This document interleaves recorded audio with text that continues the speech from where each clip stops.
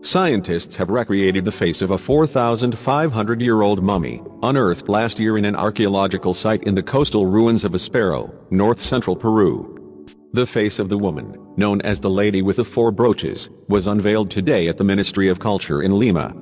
The findings shed new light on the important role of women, who lived in an ancient gender-equal South American culture, called the Carol civilization. The expression on the ancient face that looks out from the virtual image is that of a benign and ordinary-looking woman. But, according to Dr. Ruth Shady, director of the Carol Archaeological Zone, the individual, who anthropologists concluded died between the ages of 40 and 50 years old, was anything but ordinary. Dr. Shady explained, "It's exciting to see the computer-generated 3D image of a person who we believe was a noble woman with important social standing and authority in the ancient Carol civilization." Her discovery refers to the four brooches, or quattro tupis carved from animal bones, and shaped like monkeys and birds, that were found pinned to the fabric covering her remains. We know that these ornamental fasteners were used by women of prestige in traditional societies as symbols of their affluent social status. By revealing this ancient female's face, we can throw some light on an intricate culture that supported gender equality, allowing both men and women to hold political, religious and leadership roles. However, before the mummy's appearance could be revealed, Brazilian 3D computer graphic artist, Cicero Moraes, who spent 2 months working on the project, had the complicated task of digitally replacing a missing eye and softening a robust and very masculine jaw as he uncovered a face that had lain hidden for hundreds of thousands of years. Mr. Moraes said, "There was a dark mass obscuring the skull's left eye socket, which was partly caused by decaying body tissues and remnants of the funereal blanket covering the corpse."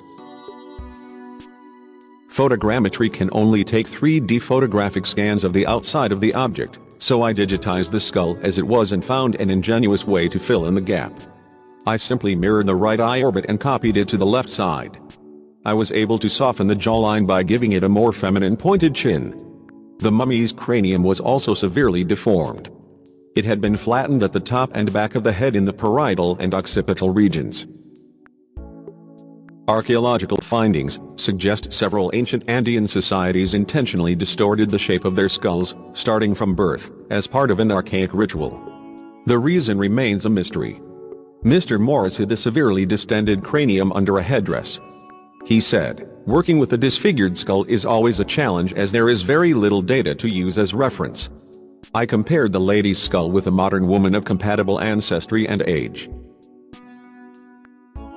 By overlapping the structures, you could see how the jaw on the ancient skull was more robust and square compared to the recent skull.